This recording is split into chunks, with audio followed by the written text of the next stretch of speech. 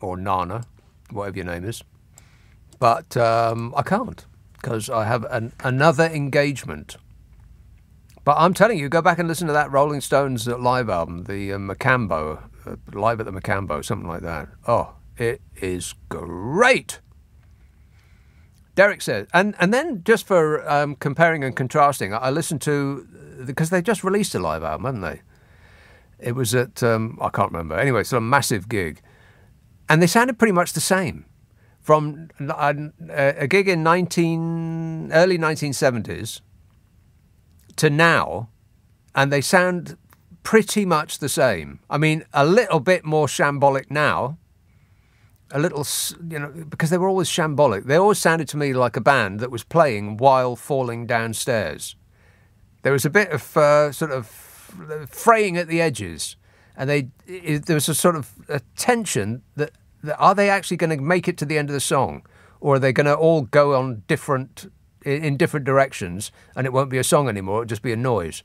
But they always managed to just about keep it together. I think that's the essence of them. It sounded as though they, with every recording, they thought, oh, let's just do it now. And they fell out of a pub and into a recording studio and just knocked it off in half an hour. That's the beauty of the band. Sounded just as good now as they ever did. They don't look as good. They don't look as good. That is verifiably true. 0345 6060 973. Phil emails, I've never seen a fish with fingers. Do they sell the fish's hand separately? Are the fish already dead when they cut off its fingers? Poor souls. Oh. I could cope with it just to the end there. A pun. He was punning me. Oh, no. I am in pain. Thanks a lot, Phil. Nick Abbott on LBC. Call 0345 6060 973. Now, wait a minute. I don't like that kind of talk. Now, just stop it. It upsets me. 0345 6060 973. Let's have a call in Embra. Marion. Oh, hi. Hi. Okay. You slightly confused me mentioning the Tudor Rolls in Princess Street. I'm thinking, where the hell is that? But let's just leave that. It's gone a long time ago. Well, was it a pub in Edinburgh or Princess Street? No, it was a restaurant just north of Princess Street. But I'm talking about the late 1970s now. It's gone. Oh, I'm a bit far away. Right, okay, that's why Right, sorry, thank you. Right, I've got this... I'm not sure if this was on LBC. I'm pretty sure I heard it. I don't know if it was a news clip or an interview. They seem to have ruled out Matt Hancock. They seem to have ruled out Matt Hancock. What do you mean? Well, he is now allowed to be interviewed. He's been allowed out from under whatever stone he has been hiding and is now allowed to be in public. Right. So I'm wondering why. Matt Hancock is able now to be seen in public, and you're wondering why. What have we done to deserve this? Well, okay, so I guess it was today, so there's a lot of reason for conservative people to be sending out various people. But they're telling us that what we've just seen is not what we've just seen with the by-elections. Yeah, these are not the droids you're looking for. They're trying on a Jedi mind trick. Problem is that none of them are Jedis. Yeah, but this is the thing, though, because Matt Hancock, who has been very, very under the radar since his thing. Since his altercation, dalliance. Yes. But now he's back. So I wonder what the thinking is. Is it he is less tainted than the rest of them? I mean, wow. I mean, we would be in some sort of bizarre place if that was the truth. Maybe he just escaped. I don't know. I just wondered if you'd heard it or if you had a thought on No, I had not heard it, but I do know that you, Matt Hancock, have delighted us enough. Bye-bye. Don't let the door hit you on the way out. Does that answer your question, Marion? I suppose so, but... Another satisfied customer. Thanks a lot, Marion.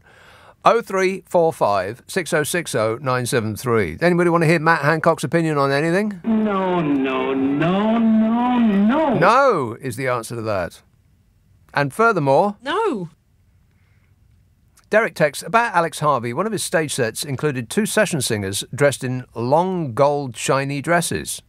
During the show, they did a slow 180-degree turn. Their backs facing the audience revealed that they had no backside in their dresses and no underwear. A full moon in daylight. Disgusting. Sue emails, if I became Empress... Empress? Didn't Empress do Dying to be Dancing?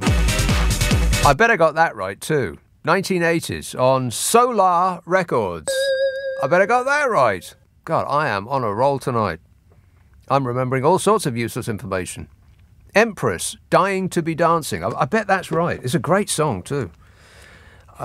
Just looking it up. One moment, please. Empress, Dying to be Dancing. There you are. Shall I play it for you now? Oh, okay then. Anyway, Sue emails, if I became Empress, I would ban all triple-barreled names. To be fair, I would give people the choice as to which name they dropped. Then I would invite Jacob Rees or Jacob Mogg to my palace to break the news to him. Send in Mogg. You know, the one who doesn't know anything. I don't know anything. Ahmed emails, Nick, I can further improve on your half-toasted fish finger sandwich. Pfft, nonsense.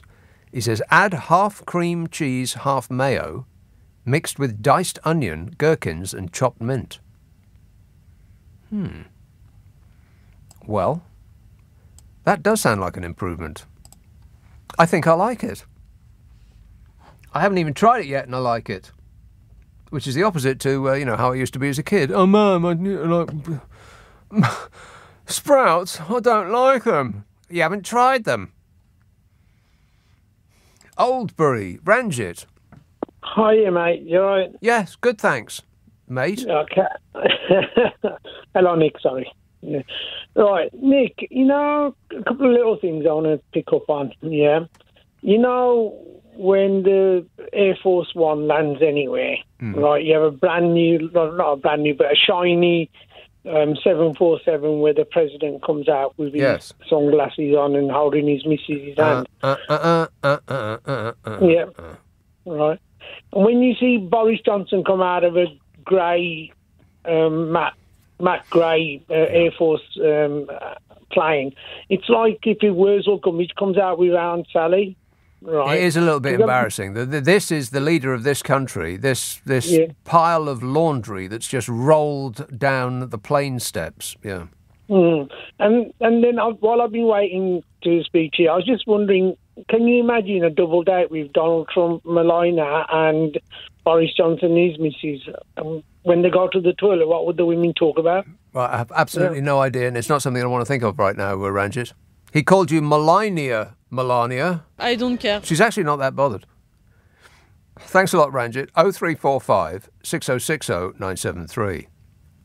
I saw Alex Harvey at the venue in Victoria when I was about 16. I think it was his last ever gig, says Jim in St Poges.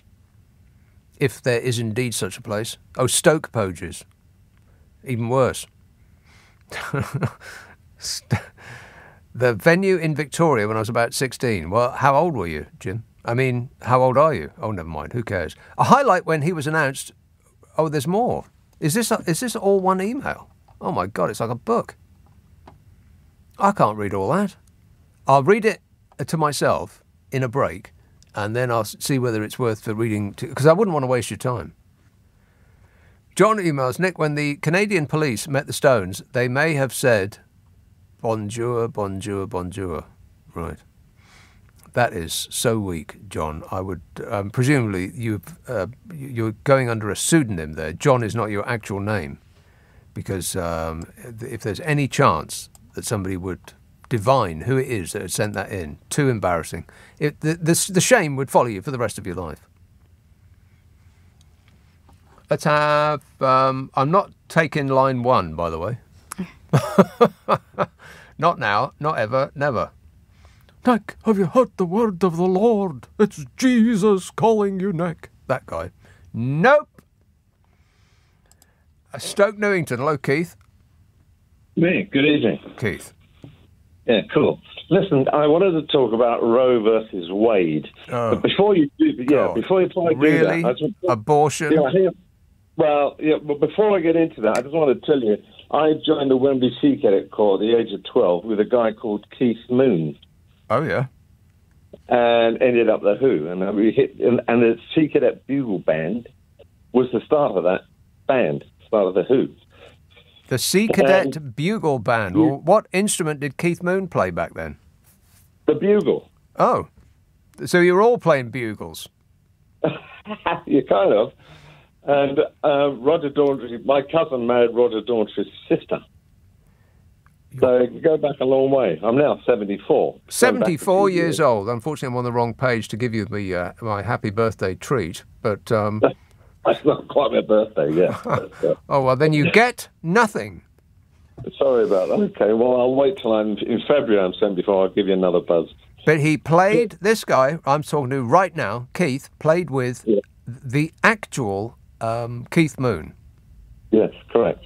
Absolutely. Probably the most entertaining drummer that ever lived. I mean, not necessarily the best, not technically the best, but the most entertaining. Oh, absolutely. I totally agree with you. And we stayed friends until he died, unfortunately. Right. Well, unfortunately, he died, yeah. But he was a very entertaining guy, very interesting, many ways. Dangerous to know. Yeah. Yeah. But getting this Roe versus Wade, don't you think it's a violation of human rights, what they're doing? And I think this U.S. Supreme Court is starting to lean back to tyranny because they're trying to get very dictatorial. And the U.S. police, I think, are getting very overhanded, or what's the word I want? High-handed. Too officious. Right. And it's almost going back to tyranny a bit. And well, what happens there seems to be happening here too. Yeah. Wait a minute. I mean, our current leader is our version of Donald Trump, and every single thing that this government does, to me, sounds like what would Donald Trump do in any given situation. Yeah, but the difference is Donald Trump is overly religious and was walking around with his Bible. No, he wasn't, though. Donald Trump is not religious at all. He pretended to be a religious person for the benefit of the dingalings who voted for him. Well, that's the basis of him wanting to introduce abortion or dismiss abortion rights. No, it's not because of his religious views. It's because the dingalings would want him to say that. Donald Trump is not a religious man. Are you kidding me? Well, perhaps I haven't thought about it deeply enough, but it just occurred to me that he was always talking about his Bible. And yeah, he was asked. He was asked by some interviewer. Well, so which is your favourite passage from the Bible? And there was this echoing silence before Trump said, "All of it. I don't want to pick just one bit because it would be unfair to the rest." Something stupid like that. Yeah, I think that's right. And his fans loved it. I love the poorly educated. That's why he loves the poorly educated, because they just suck this stuff up. Absolutely. But getting back to Boris, you mentioned Boris, I think he is getting a bit dictatorial because this road closing thing that he's doing, this road closures is very discriminatory, allowing cyclists to go down there and not motorists. And it was never in the election manifesto. Keith, are you kidding me? You went from abortion to bike lanes? Yeah. Well, we're talking about similarity between Donald Trump and Boris. You raised that issue. Right, but it has nothing to do with bike lanes. I think that's really at the back end of our concerns at the moment. But on that subject of abortion, which I don't want to talk about at all, but it's just a bit strange that the Supreme Court, it's not strange at all, it's entirely predictable. The Supreme Court in America, in the same week, voted to strike out a woman's ability to get an abortion because of their right to life. You know, we're all about life, and we don't want to impinge on a life, no matter how old it is. and at the same time agreed to let Americans conceal carry weapons in public. Yeah, isn't it? Oh, God, yeah, absolutely right. But don't you think this getting rid of abortion is a violation of human rights, a woman's human right to self-determination? Yeah, like I said, I'm not getting into it, Keith, but I appreciate the call, yeah. And when I say I appreciate the call, I mean I don't appreciate that call. I'm not talking about abortion, not now, not ever, never. There's plenty of other hosts who will go down that little road with you, but not me. Lewis texts, "Hi, I am Zal Clemenson's manager. Tell Jim to get in touch." Who's Jim? See, I don't listen to this show. Zal Clemenson's manager. That's Zal Clemenson's the guy who dressed up as a clown, like a marionette. Huh. Paul says Steve Allen is more. Well, you see, this is the sort of thing that's going to start a war. This is not me saying it, Steve. It's Paul. Paul texts, Steve Allen is more Zippy from Rainbow than C-3PO. That's what Paul thinks. That's not what I think.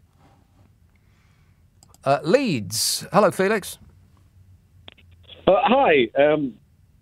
Basically, what I want to say is that I think you're quite wrong about Boris in that he's obviously a very boisterous man, and I think he is very similar to Keith Moon in that he just goes for it, and he's wild and he's exciting, and it's what the public wants, to be honest. Like, you want an exciting leader. He's exciting?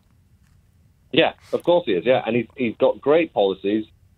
He's sending them all back to Rwanda. Yeah, okay. Nice effort there, Felix. Better luck next time. He's exciting. Yeah. Wait a minute. Jim in Stoke Poges says, "Hi, Nick. I saw Alex Harvey at a venue in Victoria when I was about 16. Oh, this is this big, long piece. I'll read it in the break, and then I'll see if, see if it's worth laying on you, baby. This is a much shorter text and says simply, Chris says, I am thanking you now for the fish finger butty recipe. Sounds good, says Chris. Good? Sounds great, Chris. 0345 6060 973, Friday, Saturday, Sunday night at 10, Nick Abbott. Leading Britain's conversation, LBC, with Nick Abbott. This is absolute tosh. Thanks, Nige, you're the best. All right, here we go. Deep breath. Jim in Stoke Poges says, I saw Alex Harvey at the venue in Victoria when I was about 16. I think it was his last ever gig. A highlight was when he announced drum solo and he and the band walked off stage while the drummer started bashing out some beat. Ugh, drum solo. There's two words in all of rock that you fear more than the drum solo. Boring! I mean, how can a drummer possibly think that anybody's interested in hearing a drum solo? Anyway, he says, then the road crew brought a chair onto the stage which had been nailed to a piece of board. Alex Harvey then reappeared shirtless with an axe. The drummer bashed out some rhythm and Harvey set out maniacally destroying the chair, bits of wood flying everywhere. An incredible show. I can't think of anyone who has matched that sort of madness. Fat White Family came pretty close with the dangerous don't know what's going to happen vibes in a pub in Stockwell a few years ago. And during the course of the break, I had to look up Fat White Family to make sure that they are actually a rock band, and they are. Excellent name there, lads. Fat White Family. Paul in London says, actually, I think it's a great idea to bring Matt Hancock back into the cabinet because we all need to remember all of the incompetence come general election time. Besides, as soon as the doo-doo hits the fan, Johnson will have someone to be the fall guy. Oh, he's got a whole cabinet of fall persons. Don't you worry about that. Everyone gets chucked under the bus. Ain't that right, Bodge? Yeah, I know. Wheels on the bus go round and round. He's going to chuck everyone under the bus just to save his enormous hide. No offence. Let's have Wandsworth. Hello, Nick. Hi, Nick. How you doing? Good, thanks. Excellent. I wonder if you could help me, actually, give some advice, some parental advice. I've got an 8-year-old boy who is who was actually quite shy as a kid, as a 4 or 5 year old, and I thought, well, how do I get his character out? I want him to be a bit more extrovert, so I introduced him to my woe to Bob Carroll G's and Spit the Dog. Oh yeah, and also to Rod Hull and Emu, and it's brought him out of his character exponentially. And he's one of the most popular kids in school. But the reason why I called was... Why is it that I don't believe a word you're saying? But go on, let's see if the next bit's believable. No, it's totally believable. Okay. How did you introduce him to Bob Carroll G's? He surely hasn't been on TV since Tiz was. No, I haven't introduced him physically. I mean, like via YouTube videos. Oh, right, okay. Yeah, Tiz was is still on YouTube, is it? I guess it probably is. Yeah, he is. Yeah, okay. Yeah. I thought it's just a way of getting his character out, and like him talking to this dog and Rod Hull and Emu. All right. Anyway, still not believing it, but go on. I'll forward your emails via your email. All right then. That sounds like a threat, but go on. Well, he's so much out of his character now that he doesn't call himself Bob Carroll. He calls I'm Boris Johnson, I'm Bodger, and he calls his dog. He doesn't call it Spit anymore. He calls it Rishi. And whenever there's a scandal, when he asks him, "What do you think about this Partygate, Spit? What do you think about this Partygate, Rishi?" And he just goes Spit, and he goes around spitting everywhere. Right, still not believing it, Nick, but better luck next time. What was that about? Anybody a clue? No. Not a clue. But it fits right in on this show, weirdly enough. Monica says, Nick, I have just read about a tongue-eating parasite discovered in a box of imported fish in Suffolk. What? What, like polio and the monkeypox isn't bad enough? A tongue-eating parasite? What? George in Colchester says, Billie Eilish or William Eyelash? What wasn't even worth texting, George. Joshua emails, please help me, Nick. I think I'm a robot. Correct. That wasn't worth texting either. Steve says, hi, Nick. Did you know that a lettuce in Australia is currently $12? Is it? Lettuce in Australia is currently $12. For how much? Just one. Anybody in Australia want to confirm that for us? Do they grow lettuce in Australia, or is it too hot there for that? You could use polytunnels, I suppose, but doesn't that would probably increase the heat? Chris in West Sussex said, well, I mean, does it compensate that you have a lot of really big poisonous spiders? No. For the expense of buying a lettuce? Snakes, too? Probably not. Chris in West Sussex says, did you notice that Mr. Johnson speaking in Rwanda today has combed his hair? Combed his hair? Yeah. Wait a minute. No, I did not notice that, no. But mind you, I didn't hear him or see him speak in Rwanda today. How coincidental, by the way, that he should run away to another continent just as those by-election results came in. Very, very curious. I wonder if there had not been a by-election, he would have sent someone in his stead. Ahmed emails, the cabinet is filled with supine individuals. No one wants to make a move against him because being disloyal normally rules you out of a potential leadership. The cost of living, strikes, NHS waiting lists, stagnant wages, war, etc. And the cabinet just sit there doing nothing. Yeah, like a bunch of nodding dogs. Exactly. Desperate to avoid getting fired, which they almost certainly will be, en masse, should a new dear leader take over. That's why they come out with all this stuff, this supportive stuff. How can they live with themselves?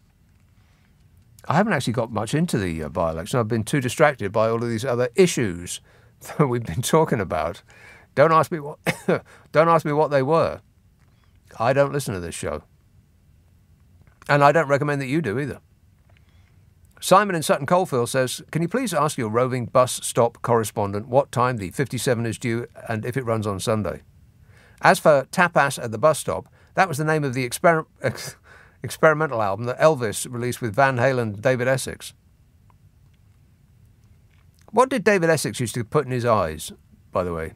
He used to appear on Top of the Pops, and he used to have the most sort of watery, spangly eyes, like he'd just put drops in them just before going on stage. What was that about? And Did he ever do anything that was remotely as good as rock and roll? I think the answer to that is no. No. Hey, you, baby, something, rock on. It's like actually being there when I sing, isn't it? 0345 6060 973. Text 84850. Email nick@lbc.co.uk. If you're on Twitter, it's @LBC.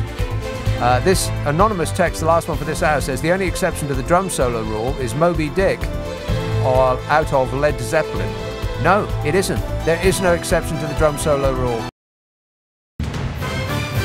This is LBC from Global, leading Britain's conversation with Nick Abbott. What in blazes goes on inside that head of yours? Yes, hello. I've been waiting for you. Hello. Hello. 0345 6060 973. News from Australia. Warwick emails, yes, we grow lettuce here. They are about £6 each at the moment due to the floods. What? And I checked, and you get $2 to the pound. So that's $12 per lettuce. Fortunately, it's one of those things that you don't really mind giving up. I mean, it's not like it's meat or anything. Gilbert says, Nick, my cost of living has plummeted because I don't buy anything anymore. Well, that's good advice. Just don't buy anything anymore. Simple. I don't know why more people don't say that. 0345 6060 973. I'm definitely not reading that one, that next one, Gordon texts about diarrhea. Not reading that one. No. No. I spared you that. You can thank me like... No, wait. I've changed my mind. I want you to thank me now. Thank you. Stratford. Hello, Henry. Nick. Henry. How are you? I'm great, mate. You always sound good to me. Thanks. It's a pleasure. Is this a human being or, like, is this Memorex? Are you a robot? No, affirmative. This is the result of too many free festivals back in the 60s. Oh. Groovy. Right. Burned some brain cells, I see. But we didn't lose anything. Because we had nothing to lose. We now didn't lose. Today we are rich and fantastic. Yeah. Okay. Do you know why I'm rich and fantastic, Nick? Do I know why what? Why I'm rich and fantastic? I went to Harrow when I was 13. You went to Harrow when you were 13? Well, not a lot. Okay, not a lot. All right. Thanks a lot, mate. I should have listened to my gut instinct. It never fails to tell me when something is about to go wrong. Warning, warning. That's what I was hearing in my head. I thought I'll just get rid of him straight away. But I didn't because I'm a nice person. Mike emails, Nick, totally with you on drum solos. They're like synchronized swimming. Technically difficult, but like watching paint dry. Yeah, technically difficult. So if it is difficult, then just don't do it.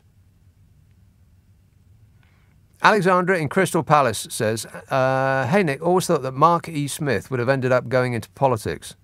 Surely a latter-day Dennis Skinner. However, I can imagine Bodge inevitably imploring him to join the current cabinet, the perfect fall guy. Oh, for crying out loud, Alexandra. Yeah, Mark E. Smith can't go into politics because he's dead. He died. I like it on the Gorillaz album. Where's the north from here? He says. Something like that. Which way's north from here? Something like that. It was amusing when I heard it, but not when I said it, sadly. James in Swindon says, Nick, did you see the comedian Sinbad has filed for bankruptcy for the second time? Oh, come on with the jokes. I'm not going to read the end of that as punishment. No more jokes, people. I am serious. Dean in Norfolk, let's see what this one's like. See if I get to the end of this one. Dean in Norfolk says, hi, Nick. Hope you're well. Can we just hope that Boris Johnson does a John Stonehouse? but actually stays away. Also, nothing from Steve Allen this week. You're safe. He's still doing his best. Keep doing your best, Steve. We're rooting for you. John Stonehouse. You'd have to be of a certain age to remember that. He did a Reggie Perrin. Of course, you'd have to be of a certain age to know what I'm talking about with Reggie Perrin. Yeah, he dropped all his clothes on a beach and then swam away to frolic with the whales and pretended that he'd, checked out. But he hadn't. Blackheath. Wait a minute, didn't do that right. There it is. Hello, Steve. Hey, how you doing? Great, mate. What's going on? Oh, nothing, just doing a show, you know. Oh, yeah? So you mind if I join in? Let me think about it. I'll get back to you, Steve. Now I'm on full alert. Warning, warning. Yeah. The slightest little thing will get you chucked off. Dean in Norfolk says, I hope you're well. Oh, no, I've done that already. John, see, now I'm getting ahead of myself. John emails, Hi, Nick, your weather forecast for Wales was actually spot on tonight. Today has been autumnal. Wind and rain and gusts. I hear Rwanda is lush at this time of year. Would you recommend Kigali? For you, John? Absolutely.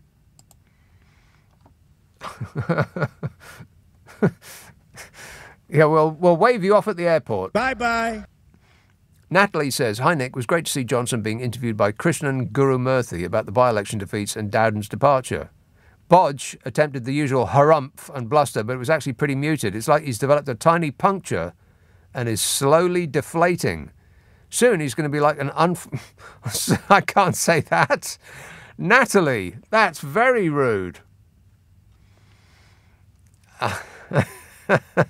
Anyway, she concludes, happy days. Yeah. Shame about that bit in the middle there that I couldn't read. Never mind, Natalie. Better luck next time. It's not television. You can't get away with that kind of material. This is radio, remember. I don't know why there's a difference, but there is. David in Leeds says, Yes, Minister doesn't hold up as well as a satire. It is a satire. David in Leeds says, Yes, Minister doesn't hold up, well, as a satire. The characters are too honest and competent compared to the real-life politicians in charge now. Yeah, well, if you see that old show, there does seem to be an element of competence.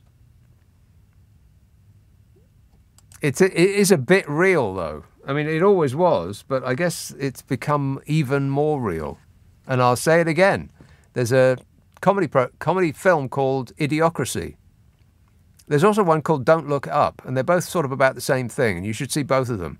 Have a small refreshment before you start. Booze. And you'll find that you enjoy it all the more. I'm not recommending that you drink alcohol, but, sometimes it helps.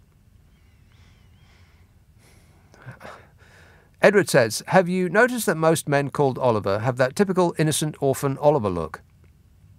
I saw Oliver Dowden on the television today. I thought he now looked like an Oliver. An Oliver turned bad boy. Since working for Bodge, he has gained more lines on his face than TfL have in train line tracks. Oh, I refer to him as Dowdy. He is rather dowdy. Poor little Oliver, says Edward.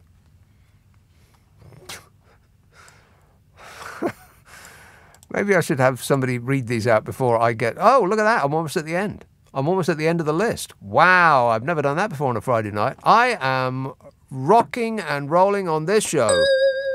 Charging through it. I'll have finished this show before 1.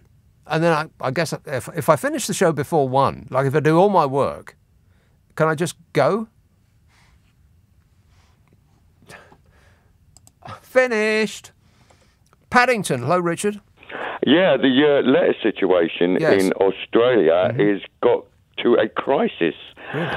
Yes, because I have heard that one of the fast food chain outlets is replacing lettuce with cabbage. Oh, I read that, yeah. Yes, and it's a serious situation. Well, it's on the subject of drum solos. Situation. And it's getting more and more absurd.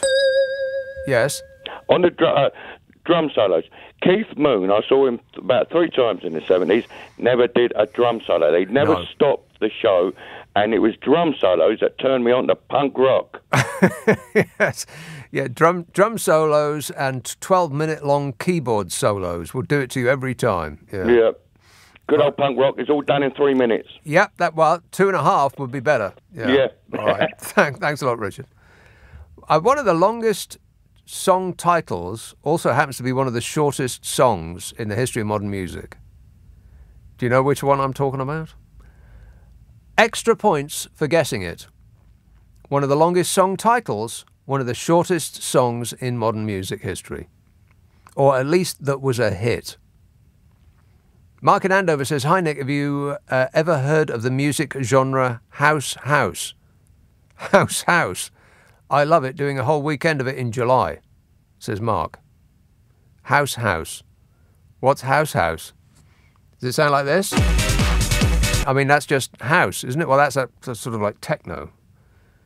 It used to be called garage, and then garage became something else. Garage used to be house that came from Chicago, because they used to have the club called the Garage, and so that's why they called it garage music.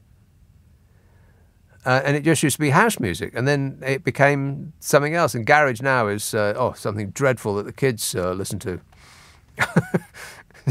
you know the kids, kind of disappointing, really. House, never heard of it. Stephen in Glasgow says, "I've missed you. My body clock don't like your hours. O'Brien is my hero. You're second best." Thanks a lot, Stephen. Appreciate it. Susan text, "Dear Nick, did I mishear? I think you said a lettuce is $6.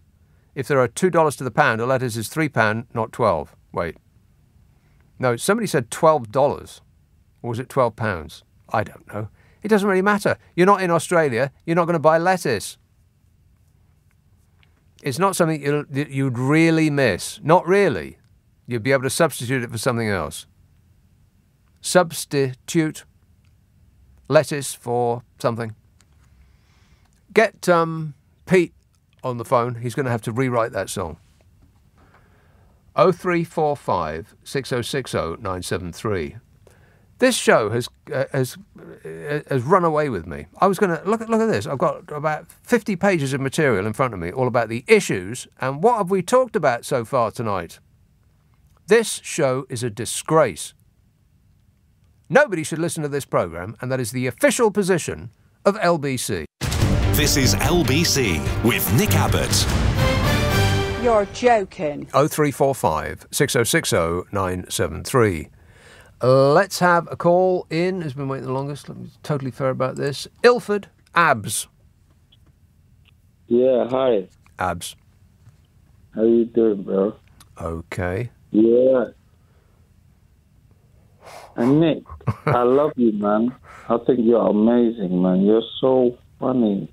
Well, I appreciate it, Abs. Thanks for that. You are so funny, That's man. what I heard, yeah. Why are you not doing stand-up comedy? Oh, because you'd have to stand up. I prefer sit-down comedy. You are so funny. Yeah, I heard that, yeah. Well, I appreciate that, Abs. Is there anything else you'd like to say in the brief period that we have together? Yeah, before you leave me, man, let me tell you something. Mm-hmm.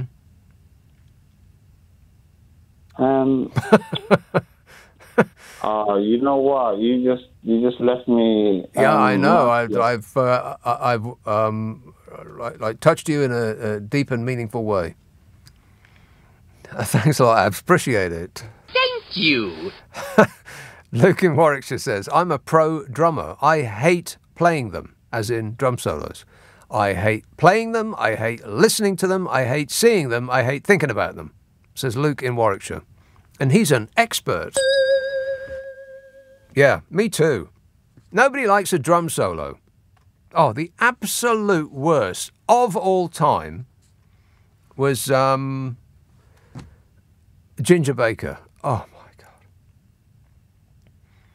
I mean, he just went on and on and on. And like 20 minutes later, he was still bashing the drums like a chimpanzee. Get Dire Straits on the phone. They're going to have to rewrite that song too. Got a lot of work for a lot of musicians on this programme so far. Banging on the bongos like a chimpanzee, he was. And he just, no one in history has ever wanted to hear a drum solo that lasted 2 minutes, never mind about 20. What was he thinking of? What was Eric Clapton and Jack Bruce thinking of, leaving them alone on the stage to do that? Mike says, after the fantastic news that Johnson received today with the resignation of that useless appendage, Oliver Dowden, his spirits were almost immediately dampened when Matt Hancock crawled out from under his rock to defend the government. You honestly couldn't make it up. Oh, there was a lot of government defending going on today. And in a brief 3-hour show, I've been barely able to mention any of it. I was going to talk about some... I guess I'll talk about the things tonight that I was going to talk about today. You know, all of the issues. But they had a fundraising event at the V&A. I don't know how this is legal. I mean, political parties should not be able to ask millionaires and billionaires to write them a huge cheque and then pretend that the government is then not repurposed for the benefit of those people writing those big cheques. I mean, who are they kidding? If I wrote a cheque for 100 grand and gave it to a political party, I'd want 10 times that back. Wouldn't you? At least enough to cover the cost. Because millionaires and billionaires don't write big cheques and give them to people out of the goodness of their heart. That's not how you become a billionaire, by giving your money away. So they want something for it. They're business people. So this idea that you can just go to a billionaire with a begging bowl out and they're going to give you money, you know, a 6-figure check or 7 figures, and want nothing in return. Who are we kidding? What kind of a system is that? And the Tories have got the nerve to criticise the Labour Party for being in hoc to the unions. Well, the difference is that unions represent millions of people, all of whom have given a little bit of money. Billionaires, on the other hand, represent themselves, one person. Now, which party would you expect would have the best interests of the majority of the people at heart? Those that are funded by millions of people, or those that are funded by a handful? Dan in Newcastle says, the petrol rises don't affect me. Nick, I've only ever put 20 quid in. Well, that's a good way of saving money. If you only ever put 20 quid in, then you'll find that it's always the same price. That's just good advice. God, I need to fill mine up, and I was passing they seem to go up. It seems to go up every day. It's £2 a litre now. What? I mean, it's a penny off, but it's still £2 a litre. It's 1.99.9, and I still don't know how garages can get away with charging you 0.9 of a pence. I mean, whoever heard of such a thing? Why is it 0.9? They used to sell shoes and shirts in that manner. These beautiful shoes that Ian Jury would describe as like dead pigs' noses. I used to wear shoes like that, black and brown, in about 1974, something like that. Stacked heels, black and brown, platforms. Oh, they were hideous. Shoes like dead pigs' noses. Ian Jury, spot on. They used to sell them at $12.99 or $29.99, just because it made it seem less than 30. But petrol, how are they getting away with that? That is an excellent question, by the way. How are they getting away with advertising something in an amount that it is impossible to pay? There is no 0.9 of a pence. I mean, we barely bother with a penny. I mean, people just throw them away now. What can you buy with a penny? You can't even spend a penny with a penny. But that's inflation for you. 0345 6060 973. But this V&A thing, I mean, shall I get to the end of my thought? Oh, all right then. So they had a fundraising party, a Tory summer fundraising party at the Victoria and Albert Museum, no less. which I thought was supposed to be there for the benefit of all, not for the benefit of the political party that spends the most money there. And if you want to have your party at the Victoria and Albert Museum, then you better get used to hearing the word no. No, no, no, no, no. Not for you. Guests at the Victoria and Albert Museum were treated to an online auction as they were served a starter of salmon tartare, as in... Bye-bye. It was worth it for the joke, no? No. Not really. Salmon tartare followed by beef with asparagus mash and passion fruit meringues for dessert. Other items in the auction included other items other than dinner with bodge. I mean, really. And it cost you 20 grand to sit on a table with a cabinet minister. I mean, how is this legal? Other items in the auction included, but were not limited to, a safari trip, which sold for £65,000, a weekend of shooting in Market Harborough. That's shooting peasants, by the way. They just give some citizens a head start, and then they start blasting. Worth every penny.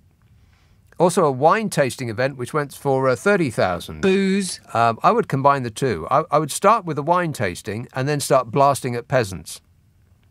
£67,000 the total. And the Tories have got the nerve to criticise Labour for getting much of their funding from the unions. I mean, it's just staggering, isn't it? What the hell's going on in this country? I don't recognise it anymore. Meanwhile, outside the venue, the V&A, Labour's former Shadow Chancellor John McDonnell joined a picket line organised by the museum's PCS union branch. Protesters shouted, "Shame on you!" as donors, party figures and ministers arrived at the exclusive dinner. One attendee at the party told protesters to, quotes, "get a job." How totally Tory is that? Get a job. Johnson was later spotted along with much of the cabinet at Rupert Murdoch's summer party. How totally Tory is that? Yeah. Wait a minute. 0345 6060 973. Don't worry about a thing. They've got loads of money. Peterborough. Hello, Maurice. Nick, good morning, I think it is now. Yes, sir. Why were we not invited to the party? How much money have you got? None at all. I'm a pensioner. There's your answer. Who has gone back to work 3 weeks ago, working 40 hours a week, so that I can keep body and soul together. Not truly, but... just to make sure that I keep my head above the water properly. Yeah. And I'm okay with that. I don't mind doing that. Mm-hmm. I'm only 78 and I can crack on and do this. 78 years old? No. 78 years of age. Old doesn't come into it. Oh, that's right, yeah. And well, I heard that 78 is the new 90. In my case, it probably will be very shortly. I got that around the wrong way, didn't I? 78 is the new... No, listen, 60. I lived with it fine, no problem. You've had to live with yourself for 78 long years. Yes. Sadly, other people have as well. So, well, I think you hit the nail right in the head right at the beginning there, Maurice. The reason that you did not get an invite is you ain't got no money, honey. I got no dosh, and that's it. End of. Yeah. But by the same token, I don't. Do you know something? I don't actually care about any of that. What? But I just don't care. Why would I care? If I care and get agitated about it, it's going to upset me. You'll shorten your life, yes. Well, I'm not going to do that because I've managed to keep it going this long. Yeah. And I aim to keep it going rather longer. Indefinitely. Well, I think that's probably unlikely, Nick. Well, because push for indefinite, and you might make I don't know, a couple of hundred, something like that. Well, okay. But that's probably that would be a first, right? That's probably a good thing, a good plan. Actually, just don't get upset about this stuff. Just make a mental note who to vote for at the next general election, or if there's a by-election near you, then you've decided ahead of time who to vote for, and then just don't get bothered by any of this stuff, because you getting frustrated and angry and worked up and screaming at the computer screen isn't going to make no difference one way or another. Just make your mind up based on the information that you have at your fingertips already, and then follow that course of action at the next general election. Promise me you'll do that, Morris. I don't watch computer screens or anything. I will make my mind up based on logic, my logic, right, which may not fit with most people, but I'm okay with that. And it doesn't... I'm not exercised by any of it. It is simply a calm, gentle approach. Calm and gentle and relaxed at all times. Yeah. Well, after a glass of red wine, yes. Yeah, a couple of glasses. Booze. Yeah. Or even a bottle or two. I think Nick. So, yeah. I think you're way ahead of me in that regard there, Morris. But I appreciate it. Got to go. Oh, it takes so long to load a page if you're not on the right one. This is LBC with Nick Abbott. Call 0345 6060 973. Tweet at LBC. Text 84850. Come on, we're running late. Yeah, running a little bit late. I mean, I'm sitting there, I dialed up the page and I'm just waiting and waiting and waiting and waiting and waiting. And then it loads.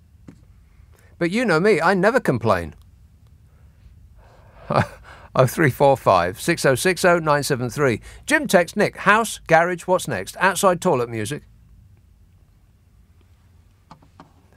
Let's have Camden. Hello, Ellie. Oh, hi, Nick. Ellie. Nick, I'm so disappointed. Oh, no. Mildly, yeah. Well, you started off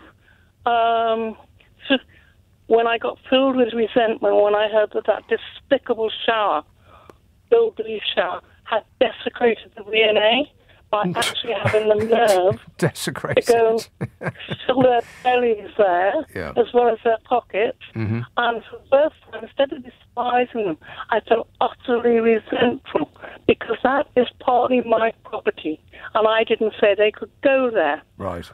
Well, don't take it out on the Victoria and Albert Museum. Well, the Raphael Rooms has a huge mural of Christ overturning the table of the moneylenders, and I bet Boris sat under it. However, the point I really want to make is 2 nights ago he had a nose job, which had nothing to do with COVID. Hang on a minute. Whoa. Back up. This is a terrible line. It sounds like you're underwater. Are you underwater right now?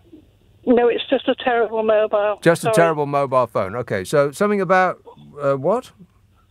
He went and had a nose operation, surgery. Right. 2 nights ago. Mm-hmm. Last night he went out gallivanting at the V&A. Yes. And today he went to Rwanda.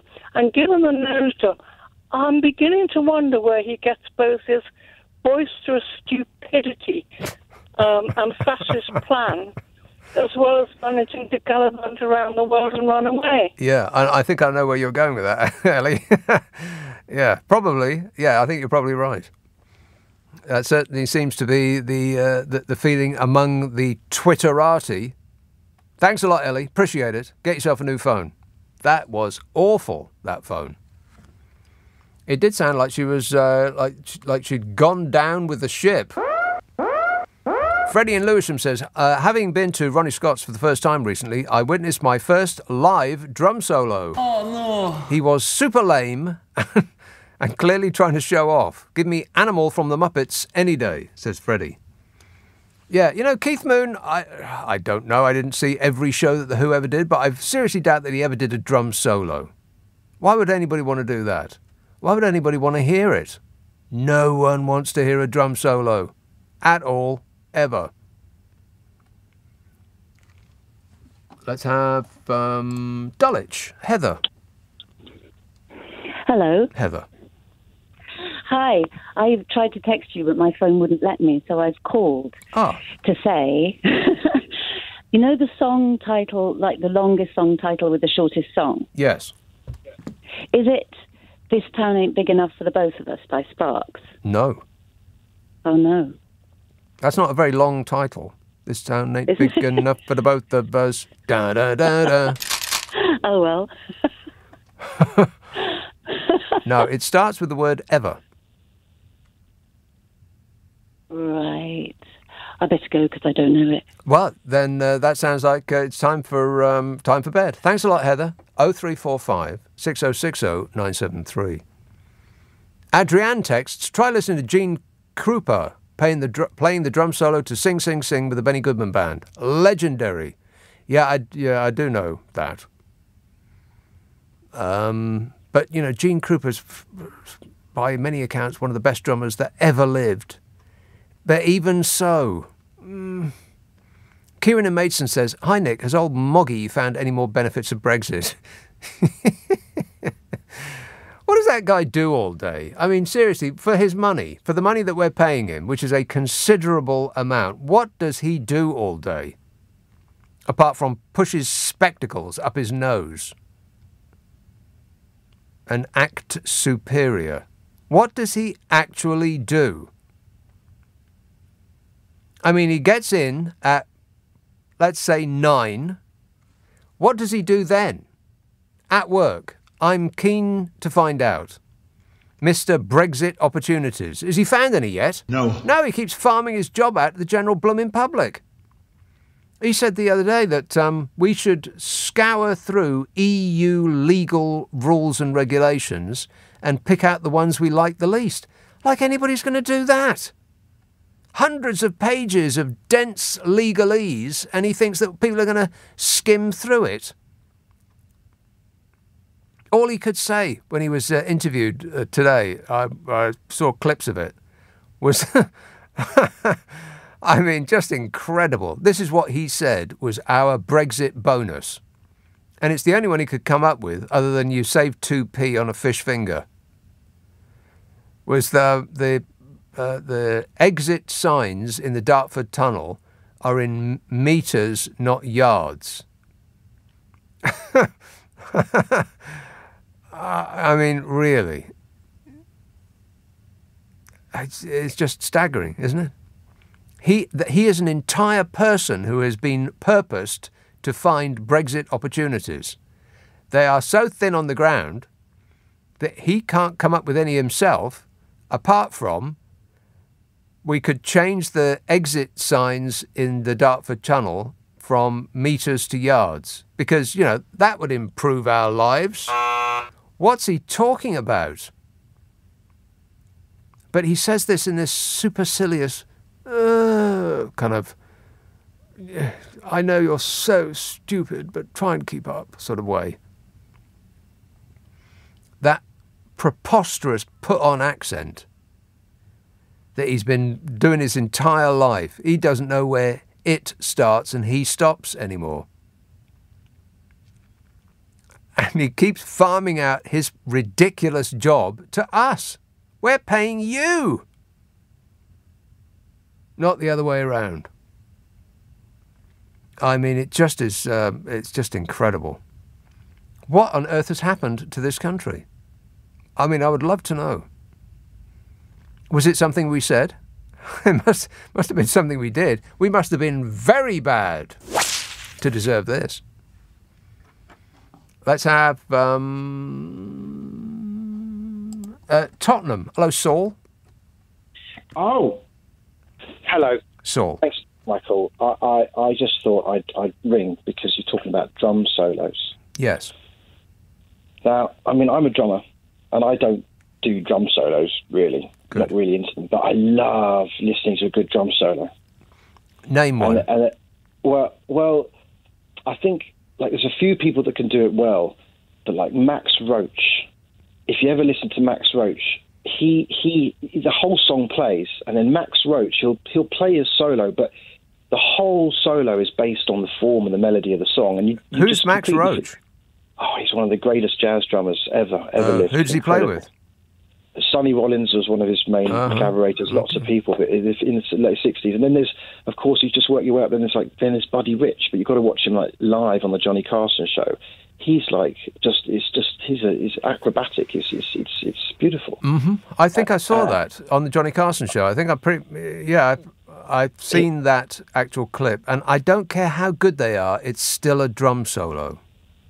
Yes, but the thing is that I was thinking about this as I was thinking as I was waiting. I was like, the thing is, the drummers, you practice all your chops and you practice all your licks and you practice all your tricks.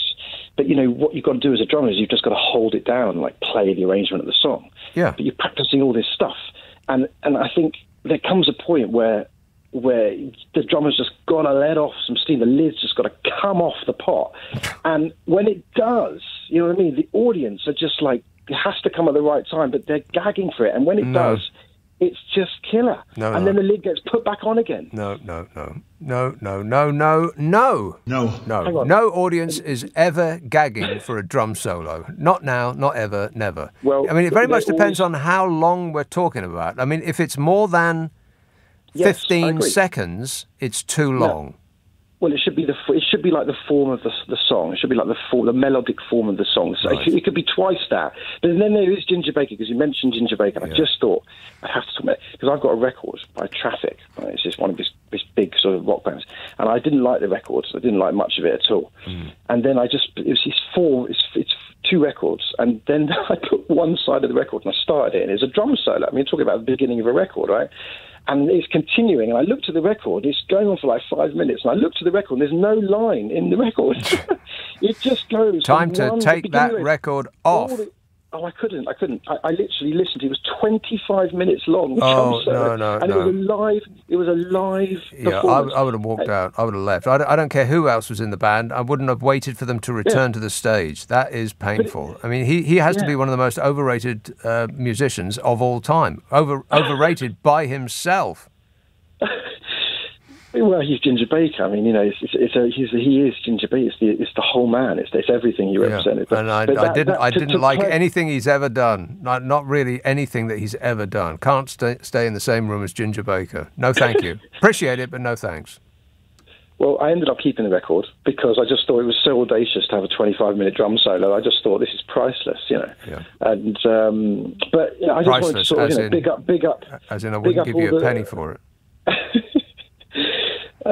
So I just thought I'd share that. There's some cracking drum. If you didn't have any drum solos, you see, everyone shouts and screams and whoops louder than any other point of the gig. When you see a live gig and the drummer does a solo, everyone whoops louder. They're shouting, "Get off!" Next, that kind of thing. Yeah, just say no, Saul. Just say no to the idea of a drum solo. You don't even have to say thank you. Just say no. Practice it with me. No. Kieran in Maidstone says, "Hi Nick, has old Moggy found any more benefits of Brexit?" Oh, I've read this one, haven't I? I didn't read all of it, though. I think I went off on a tangent. He left me drooling, waiting for more when he mentioned that we could have different phone charges. Now we've left the EU. Yeah, that was the other thing. Okay, first of all, Smug has never used a mobile phone in his life. I mean, that's his act, right? On his desk is no computer. A quill, a pot of ink, and some parchment paper, because that's his act. He pretends he's from another era. He doesn't use a mobile phone. He's got no idea what a mobile phone charger is. And he was whittering away at the dispatch box about how glorious it is now that we have left the evil European socialist superstate. Now we will be able to have multiple phone chargers, a different one for each phone that we buy. Because that's what people are really yearning for. Multiple alternatives to USB-Cs. Are you kidding me? This is desperate. It's pathetic is what it is. It's embarrassing. We've been lied to as a country.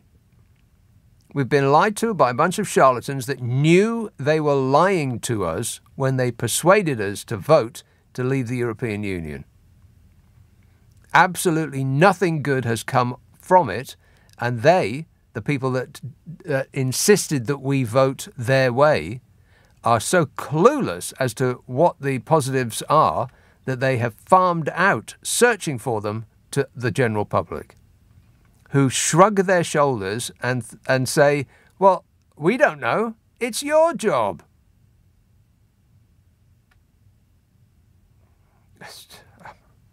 What has happened to this country in the last couple of years? Yeah. Wait a minute. Oh, yeah. He has. 0345 6060 973. Text 84850.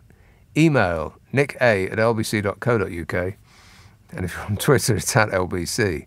This text says, I thought you might like this. My 7-year-old son refers to Dominic Raab as Dominic Deckchair Raab. I've never been more proud.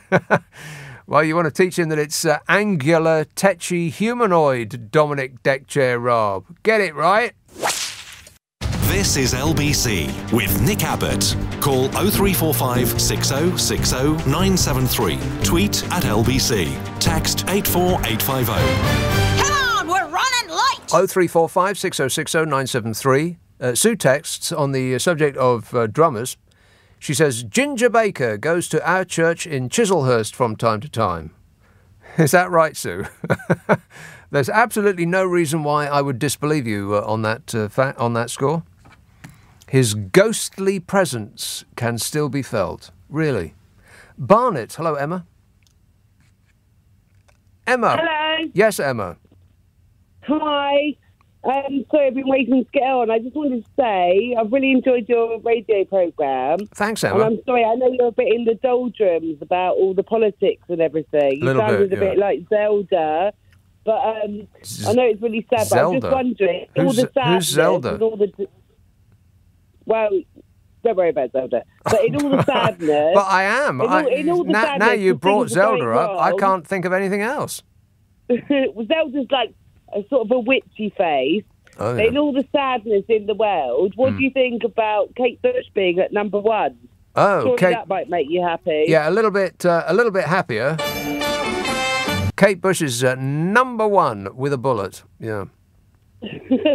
Yeah, but I mean, I know you're a bit down and everything. You were speaking about the billionaires. I mean, it is a bit sad, but well, you know, people listen to you to make themselves feel better. Yeah. So, you know. How am I doing so far? Not that great. All right, thanks a lot, Emma. Yeah, Kate Bush is number 1 from, I don't know, some show that I don't know anything about. Some show on Netflix or something like that has made Kate Bush number 1. Running Up That Hill. But, you know, Running Up That Hill is hardly ever off the radio anyway. I mean, is it such a big deal that it's number 1 again? I mean, I guess it's selling a little more than it used to a while ago, but I mean, it's on the radio all the time. It's practically on heavy rotation, has been since she made it. I think the Ariel album is the best thing I ever heard from Kate Bush. I was just absolutely blown away when that album came out. I mean, it's just fantastic, Ariel. I'm giving you a lot of homework to do. You've got to listen to that Macambo Rolling Stones thing. You've got to listen to Ariel by Kate Bush. That'll keep you going for a while. Warrington. Hello, Glenn. Hello, Nick. How are you doing, mate? Good, thanks. Yeah, you're coming through loud and clear through my hearing aids, which are Bluetooth. Oh, yeah. I've got the answer for you for the longest song, and I've got a complaint about the soundboard. But I'll do the answer first. The answer is, ever fallen in love with someone you shouldn't have fallen in love with? By Pete Shelley. Well, and he's a local lad from Lee, and he used to go to my son's school. So I was sat here listening to the radio. I thought, I know that answer, and that lady got it wrong, and I text the answer in, and you didn't read it. So I thought, what do I need to do? I need to ring him up. I guess so. Yeah, old style. Call me up, old style. Yeah. Yeah, and on a weekend, or Friday, Saturday, I tend to listen to you in bed, which sounds a bit ominous, and I can fall asleep, and then with my hearing aids in, and the soundboard goes, and I feel like I'm in another dimension. Over. Well, I'll time it so that just at the moment you're falling asleep, I wake you back up again. All right, thanks a lot, Glenn. That was the correct answer to the question that I posed you some while ago. Award yourself maximum points if you got Ever Fallen in Love with Someone You Shouldn't Have Fallen in Love With, a song which is less than 2 minutes long. I don't think I think there is one song that is longer than that, but I can't off the top of my head remember what it is. Because this is a conversation that you sort of have, like, you know, nerdy people might have this conversation. They say, oh, you know, not a lot of people know this, you know. And I think there is one that's longer, but I can't remember what it is. But I don't think there's a longer title to a shorter song. 0345, well, at least not one that was a hit, not one that people would know. Alton, Chris. Hi. Chris. Yeah, I don't know whether I dreamt this or perhaps it was a nightmare, but I thought I saw today that the chief executive at Birmingham Airport has had a salary increase from 399,000 to 595,000, which is 49%. And I'm just waiting for all the Tory MPs to go on the airwaves explaining to him how inflationary that is going to be, because everybody else seems to be being told they have to have real terms pay cuts. That's right. I don't know what sort of productivity improvements he's produced. He has been given that amount for excellence in being himself. Yeah, probably. It's because he's entitled to it. That's say so. Yeah. The thing. Well, keep in mind that in Boris Johnson's new high-wage economy, the high wages are only for certain people. That part wasn't said out loud, but it was implied. Only certain people must have high wages. Everybody else gets nothing. Good day, sir. Yeah. The other thing we got from Europe on mobile phones, of course, is roaming charges. Yeah. That's right. I was in, have I mentioned that I took a brief holiday in Spain? Now I'm a holiday expert, having taken one holiday in the past 8 years. It was about 3 days in Spain. And I came back and there was not an alarming bill from my phone company because of the roaming charges that have been slashed by the EU, which now companies can increase if they want to, but as a bonus, as a way to get us to stay with them, many have decided not to. So we appreciate it, the EU. Yes. But let's not get carried away. I mean, when people keep saying that, in the EU we used to get no roaming charges. I mean, is that such a big deal? I think we're concentrating on the wrong stuff here. Concentrating on the wrong things. There was a big survey, and I ain't got no time to do it here at this moment because I'm fresh out of time.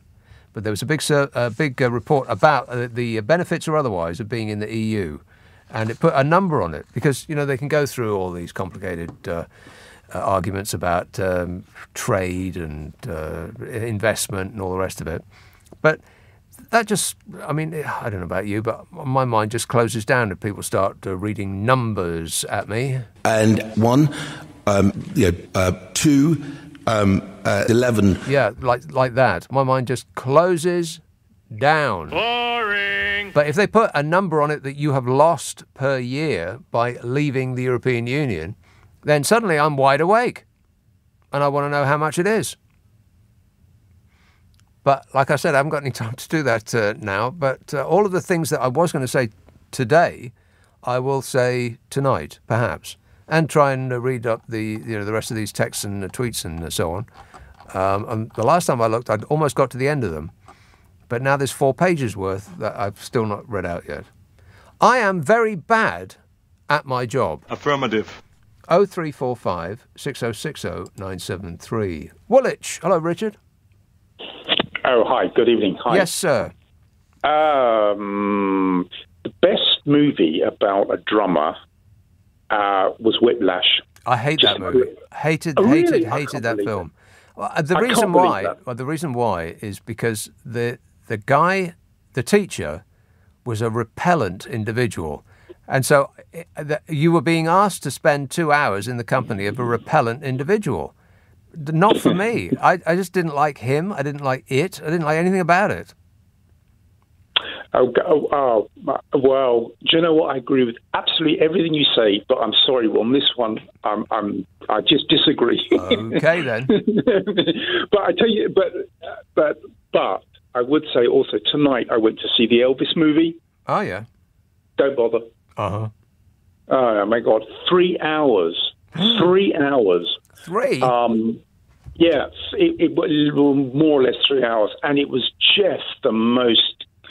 Oh God! I mean, I was really looking forward to this movie. There was, and you know that moment where where they show you sort of the, what's that called? Where they show you a snippet of it. A trailer. A trailer, sir. Yeah, and it just looks so good. I was so looking. And today it was released. It was the first time I went there because the trailer was so good. But basically, the trailer's the best thing about it. Yeah, and that's why they release a trailer. I had to go twice to the little boys' room, and the person on the end of the row got really huffy with me. And in the end, I had to explain to her, if you this is about, we're back now. We're back in the public sphere. So, that's what it's all about. Yeah, you've got to deal with you going to the toilet. Exactly, you've got to deal with the human beings and all their dreadful doings. Disgusting. Awful.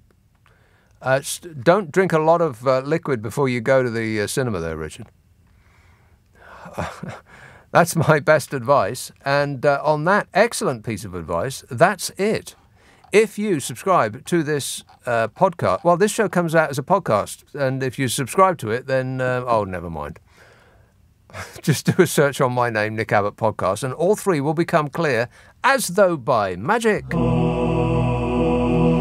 Ian Payne is here at 4 o'clock. I'm back at 10. First right now, Clyde Ball. First right now, Clyde Ball. First right now, Clyde Ball. First right now, Clyde Ball. First right now, Clyde Ball. First right now, Clyde Ball. First right now, Clyde Ball. First right now, Clyde Ball. First right now, Clyde Ball. First right now, Clyde Ball. First right now, Clyde Ball. First right now, Clyde Ball. First right now, Clyde Ball. First right now, Clyde Ball. First right now, Clyde.